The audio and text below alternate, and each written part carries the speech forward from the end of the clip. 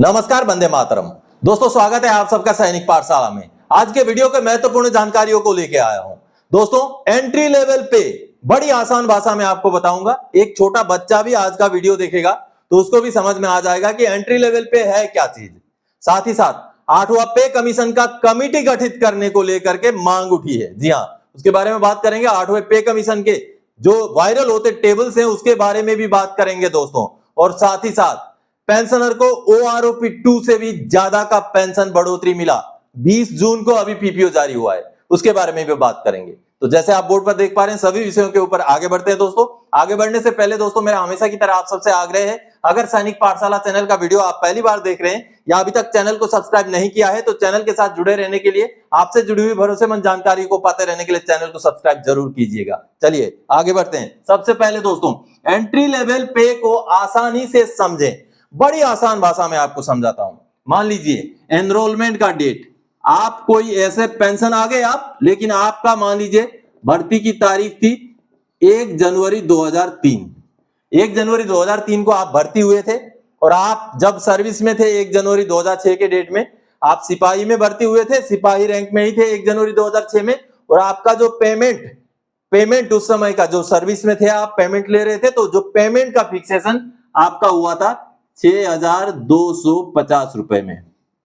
ठीक है, ऐसे बहुत सारे सिपाही थे उस समय में जिनका इस अमाउंट में या उससे थोड़ा आगे पीछे फिक्सेशन हुआ था छठे पे कमीशन में। अब आपको समझाता हूं कि एंट्री लेवल पे है क्या चीज।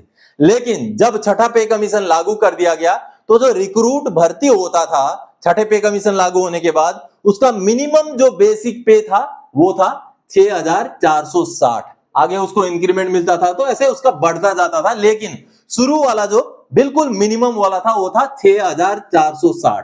तो आपने देखा, एक रिक्रूट जो छठा पे कमीशन लागू होने के बाद भर्ती हो रहा है उसको मिल रहा है 6,460, लेकिन एक वही रिक्रूट जो छठा पे कमीशन लागू होने से पहले ही भर्ती हुआ था 1 जनवरी 2006 के डेट में भी वो सिपाही रैंक में ही था, लेकिन उसको फिक्सेशन कितने में किया गया? 6,250 कम में किया गया।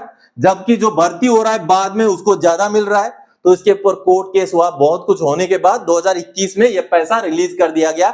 जिनको भी इस अमाउंट से कम में फिक्सेशन किया गया था उनको इसके बराबर लाया गया और उसका पूरा एरियर 2006 से लेके 2021 तक का पूरा जितना भी बनता था वो उनको दे दिया गया। एक एग्जाम्पल मैं भी हूं, मैं सर्विस में था 2021 में, मुझे भी मिला। तो अब आपने समझ लिया दोस्तों कि अगर आप सिपाही हैं और 6,460 से कम में आपका छठा पे कमीशन फिक्सेशन हुआ है तभी आपको एंट्री लेवल पे लागू है। अगर आप हवलदार हैं, डायरेक्ट भर्ती हवलदार हैं, तब आपको लागू है 8,560 से कम में अगर फिक्सेशन हुआ है तो। और अगर आप डायरेक्ट भर्ती नायब सूबेदार हैं तो आपका 9,300 से कम में फिक्सेशन हुआ है तो आपको लागू है। अदरवाइज जो सिपाही में भर्ती हुए 1 जनवरी 2006 के डेट में नायक थे, हवलदार थे, उनको लागू नहीं है। 1 जनवरी 2006 के डेट में भी उसी रैंक में होने चाहिए जिसमें वो भर्ती हुए थे। तो ये है फंडा एंट्री लेवल पे का। अगर आप इस क्राइटेरिया में आते हैं तो आपने जरूर सीपी ग्राम्स में ग्रीवेंस डालना है। आपको मैं एक लेटर समझाता हूं। ये जो सामने लेटर देख पा रहे हैं ये 2021 का रक्षा मंत्रालय का लेटर है और इसी लेटर के आधार पर एंट्री लेवल पे दिया गया था। अब इस लेटर में किस किस सर्विस में, यानी कि आर्मी, नेवी, एयरफोर्स में कौन से रैंक को एंट्री लेवल पे लागू है वो क्लैरिफाई किया गया था। और साथ ही साथ दोस्तों, जो डायरेक्ट भर्ती वाले हैं, यानी कि जिस रैंक में भर्तियां होती थी सिर्फ उन्हीं को एंट्री लेवल पे लागू था। और साथ ही लेकिन सिपाही जो रैंक होता है, चाहे एयरफोर्स में एयरमैन की बात करें या जो नेवी में सेलर की बात करें या फौज में जो आर्मी में अगर हम सिपाही की बात करें, तो सिपाही हर सर्विसेज के सिपाही को एंट्री लेवल पे लागू था। तो दोस्तों, आप सबने अभी समझा एंट्री लेवल पे को आसान भाषा में। चलिए अगली जानकारी की ओर। 8वें वेतन आयोग की चेयरमैन और मेंबर्स घोषणा करने की मांग उठाई गई। जी हां दोस्तों, 8वां पे कमीशन तब लागू होगा ना जब कोई चेयरमैन मेंबर बनाए जाएंगे, जब वो रिकमेंडेशन करेंगे, जब वो अपना रिपोर्ट सरकार को सौंपेंगे तब। तो दोस्तों, अब इसको लेकर के चेयरमैन गठित करने को लेकर के, मेंबर्स को गठित करने को लेकर के भी मांग उठनी शुरू हो गई है। अब ये जो सामने आप रिपोर्ट देख पा रहे हैं, मीडिया रिपोर्ट, अब इस रिपोर्ट में आप देख पा रहे हैं दोस्तों, नेशनल मजदूर कॉन्फ्रेंस के जो प्रेसिडेंट हैं सुभाष शास्त्री जी, उन्होंने ये मांग उठाई है सरकार से कि सरकार जल्दी से जल्दी 8वें पे कमीशन के चेयरमैन और मेंबर्स की घोषणा करे। यानी कि जब तक चेयरमैन और मेंबर्स नहीं बनाए जाएंगे तब तक 8वें पे कमीशन का काम शुरू ही नहीं होगा। तो इसको लेकर के अब मांग उठने लग गई है कि 8वां पे कमीशन के लिए मेंबर्स और चेयरमैन की घोषणा करे सरकार। साथ ही साथ नेशनल मजदूर कॉन्फ्रेंस के प्रेसिडेंट ने इसमें यह भी मांग उठाई है कि 50% जो डीए है उसको मर्ज भी किया जाए, साथ ही 18 महीने का डीए डीआर का एरियर की भी मांग की गई है। हालांकि ये मांगे कितने दूर तक मानी जाएंगी सरकार द्वारा यह अलग बात है, लेकिन मांगे बहुत ही मजबूत तरीके से उठाई गई है। अब दोस्तों आपको मैं समझा दूं, 28 फरवरी 2014 को सरकार ने गैजेट नोटिफिकेशन निकाल करके पिछला कमेटी को गठन किया था। ये जो सामने आप गैजेट नोटिफिकेशन देख पा रहे हैं 28 फरवरी 2014 का, जिसमें सरकार ने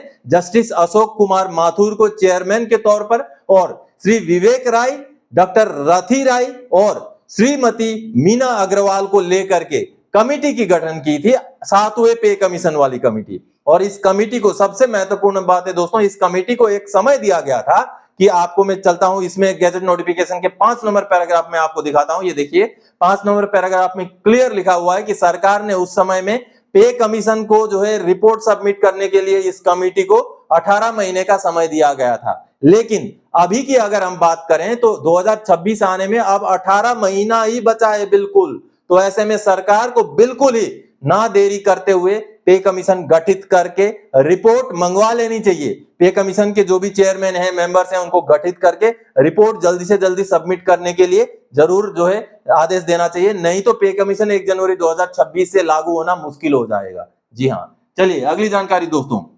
वाह, पेंशन में ओआरओपी से भी ज्यादा का उछाल, हवलदार का पेंशन 25,050, साथ में ग्रेचुइटी और कम्यूटेशन का भी रिवीजन। जी हाँ दोस्तों, ऐसा भी होता है कि पेंशनर का पेंशन रिवाइज हुआ और ओआरओपी में जितना एक हवलदार का पेंशन होना चाहिए या एक एमएससीपी नायब सूबेदार का पेंशन होना चाहिए, उससे भी ज्यादा का बढ़ोतरी मिला। चलिए मैं पीपीओ दिखा के समझाता हूं दोस्तों। ये जो आप कोरिजेंडम पीपीओ देख पा रहे हैं, ये एक हवलदार का कोरिजेंडम पीपीओ। सबसे पहले तो इस पीपीओ का मैं आपको डेट दिखाता हूं कब जारी हुआ है। ये देखिए 20 जून 2024, यानी कि हाल में जारी किया गया पीपीओ है।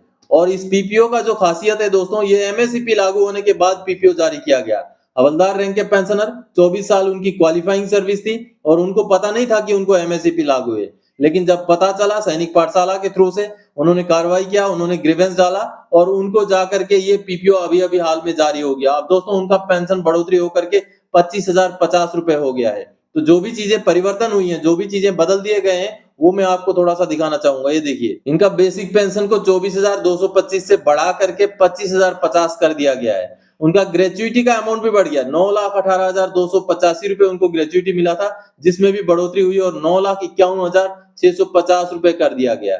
आगे देखिए, कम्यूटेड वैल्यू भी थोड़ा सा चेंज हुआ है। उसके बाद आप देखिए, जो कम्यूटेड, उनको जो कम्यूटेशन का पैसा मिला था वो 13,07,515 रुपए मिला था, जो बढ़ करके 13,52,099 रुपए बन जाता है। देखिए, पहले उनको हवलदार ग्रेड का जो मिल रहा था पेंशन एमएससीपी, लेकिन अभी नायब सूबेदार ग्रेड का उनका एडजस्ट हो गया और उनका बेसिक में भी बदलाव हुआ है। देखिए 48,450 के बजाय 47,906 हुआ है। लेकिन जो लास्ट पे है, लास्ट पे ड्रॉन, ये देखिए यहाँ पर परिवर्तन है, 48,450 के बजाय 50,100 रुपए। ये देखिए काफी बढ़ोतरी हुआ है। और उनका पे इन पे मैट्रिक्स 42,800 से बढ़ा करके 44,900 कर दिया गया और पे लेवल भी L5 से L06 हो गया, यानी कि नायब सूबेदार का पेंशन उनको लागू कर दिया गया दोस्तों। तो देखिए, ये जो पेंशन है दोस्तों 20 जून 2024 का ये पीपीओ है। ये अगर आप ओआरओपी 2 के साथ भी कंपेयर करके देखें तो ओआरओपी 2 में 24 साल के हवलदार का पेंशन 24,825 है, लेकिन यहाँ पेंशनर का पेंशन 25,050 कर दिया गया है। यानी कि अगर एमएससीपी लागू हो जाता है तो कई सारे केसेस में कई सारे पेंशनर्स को ओआरओपी से भी ज्यादा का फायदा मिल रहा है। तो दोस्तों आप सबने देखा, आप भी अगर 1 जनवरी 2006 के बाद के रिटायरी हैं, आपको भी एमएससीपी नहीं मिला है, तो एमएससीपी जरूर लें। एमएससीपी से बहुत ज्यादा फायदा है दोस्तों, जो आगे ओआरओपी में भी एमएससीपी से बहुत फायदा होगा। चलिए अगली जानकारी दोस्तों, 8वें सीपीसी में 2.25 फिटमेंट फैक्टर टेबल भी हो रहे हैं वायरल। जी हाँ दोस्तों, अब सोशल मीडिया में टेबल्स वायरल हो रहे हैं 8वें पे कमीशन की, कि 2.25 का फिटमेंट फैक्टर होगा, कहीं कहीं तो 3.68 भी बताया जाता है। लेकिन आपको समझा दूं, आपको ये एक चीज याद दिला दूं, जब हमें 7वें पे कमीशन में 2.57 का फिटमेंट फैक्टर मिला था दोस्तों, उस समय में हमारा जो डीए का रेट था वो 129% हो चुका था। जिस वजह से फिटमेंट फैक्टर थोड़ा सा ज्यादा मिला। अब की बार 2026 आते आते डीए बमुश्किल 60% पहुंचेगा, क्योंकि आप सबने देख ही लिया हालत।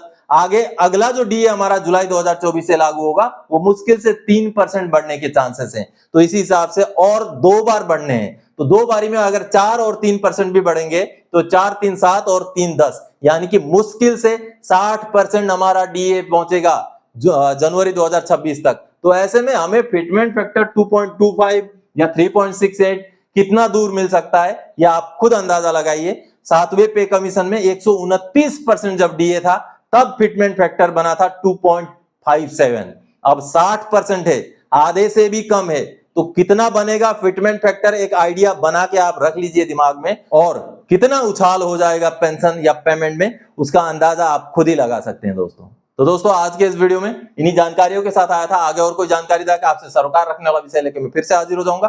तब तक के लिए जय हिंद दोस्तों।